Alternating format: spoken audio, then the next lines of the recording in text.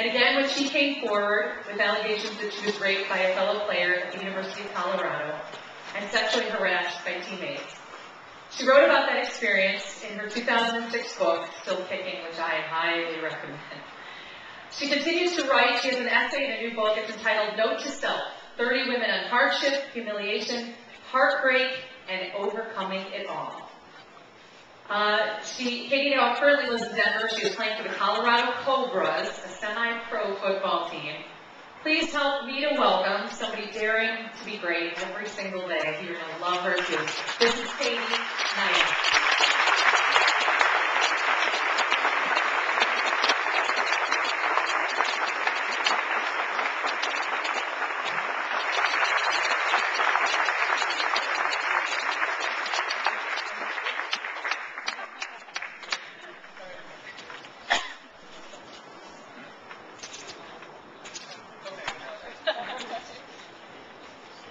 Melissa, thank you for such a warm welcome and lovely introduction, and also the plugs for the books.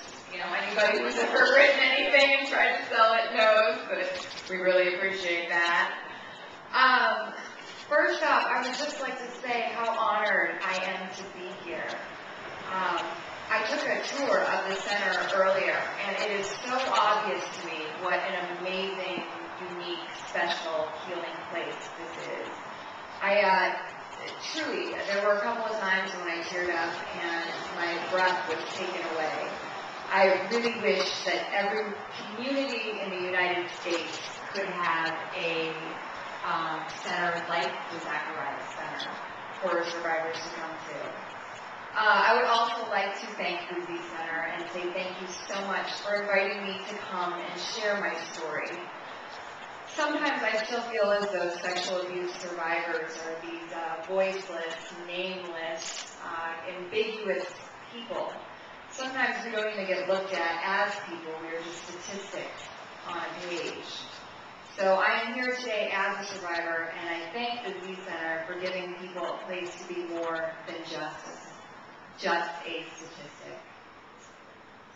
Also, for all of the survivors out there today, I am here in solidarity with you as I stand up and speak today, and this is not just about me, it is about all of us. So, I would like to share a little bit of my journey with you, and as it was just stated, I am a football player, and I have to say that walking up here, I am so much more comfortable in my football cleats than in my heels, especially walking on the slippery ground. I thought you guys were going to see me take a big one there. But it was about 14 years ago when I was messing around in my backyard with my younger brother and found out that I could kick a football. I had a knack for kicking footballs.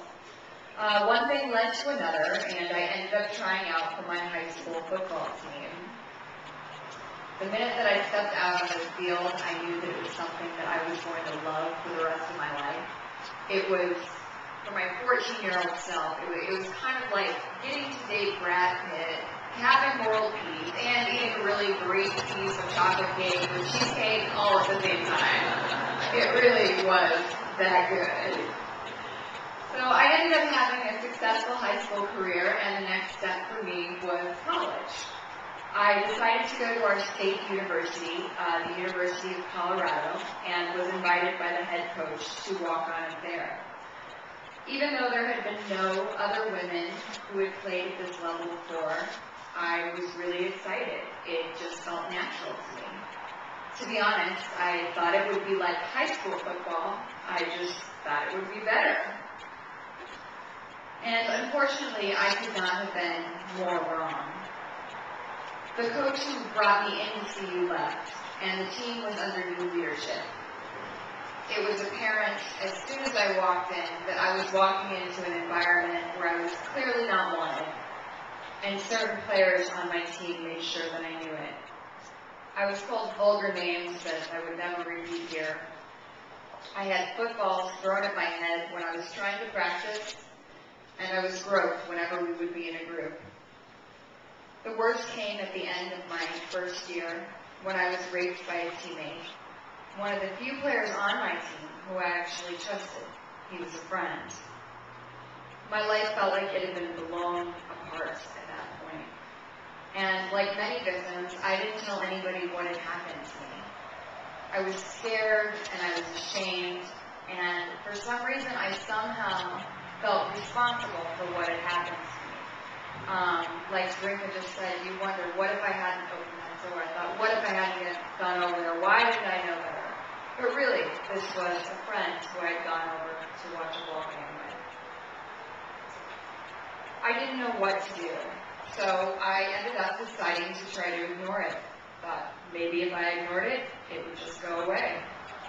And of course, that just didn't work. Every aspect of my life was touched by my rape. My health, my grades, my personality, even the way I dressed changed, my relationships. I ended up not returning to the football team that fall and decided to leave CU altogether. The next year of my life, I spent in a deep depression. A depression that was so deep, there were some days when literally I just did enough. I could function just enough to keep myself alive. I was not able to get out of bed. There were most nights I couldn't sleep, and if I actually did get sleep, then the nightmares would come. And I would wake up in tears. I would wake up with my sheets torn up. It was terrible.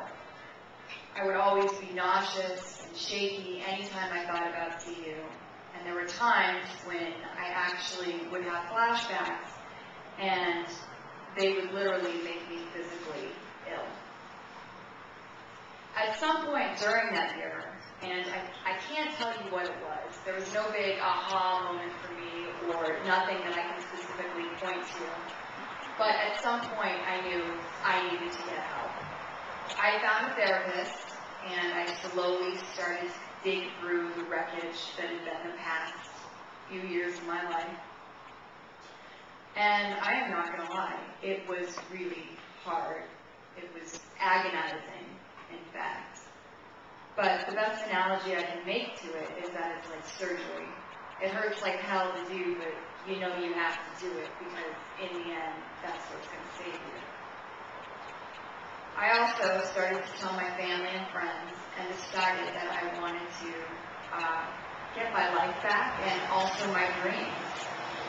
So as I went on, regained a little bit of steady ground, I returned to school and also to my dream of playing college football at the University of New Mexico. I found myself in a culture at New Mexico that was completely different than what I had experienced at CU. My teammates were not only accepting of having a female on the team, but they actually embraced it and had a lot of fun with it. We did everything together. We ran together, we lived together, we cooked together, we ate together, we watched movies together. It felt like I had 100 new brothers. And in August of 2003, I was able to achieve my dream of being the first woman to kick 2 extra points in Division I football.